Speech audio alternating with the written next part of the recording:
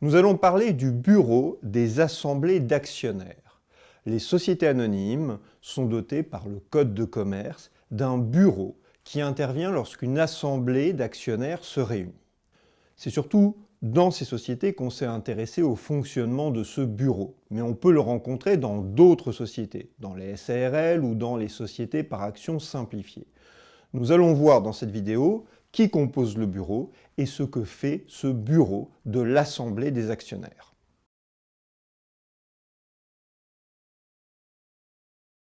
Que fait le bureau? Les textes nous donnent quelques indications sur ses prérogatives. Il signe le procès-verbal d'assemblée, il certifie exact la feuille de présence, éventuellement il constate que le quorum n'est pas atteint et que l'assemblée ne peut se tenir, mais ce ne sont pas là ses seules prérogatives. En pratique, le rôle du bureau va bien au-delà de ce qui est prévu par les textes et le Code de commerce. On peut dire qu'il dispose d'un véritable pouvoir de police.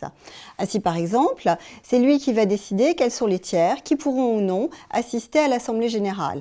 Les journalistes, les analystes, également les conseils des actionnaires ou conseils de la société.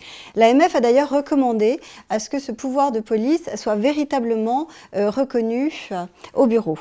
Alors, à savoir que lorsqu'il y a des difficultés et que le bureau doit prendre une décision, eh bien, elle est prise à la majorité du président et des scrutateurs.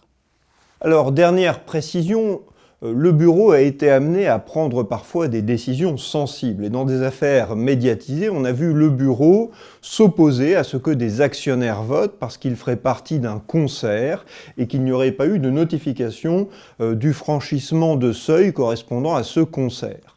La Cour de cassation a précisé à plusieurs reprises que le bureau ne pouvait que constater cette situation. Si le concert est contesté par les actionnaires en cause, le bureau ne peut pas prendre une décision sur le fond, dirons-nous, il ne peut que constater un concert qui ne serait pas contesté.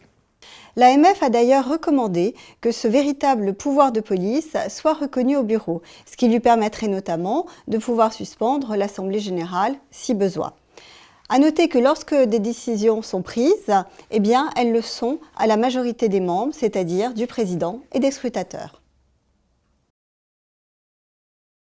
Qui siège au bureau? Le président de l'Assemblée générale et deux scrutateurs, qui sont en fait les actionnaires qui disposent du plus grand nombre de voix et qui acceptent cette fonction. Il y a ensuite le secrétaire, qui lui est désigné par le bureau et qui d'ailleurs n'est pas forcément un actionnaire. À noter qu'une personne morale peut être désignée comme scrutateur et dans ce cas, c'est son représentant qui siégera physiquement au bureau.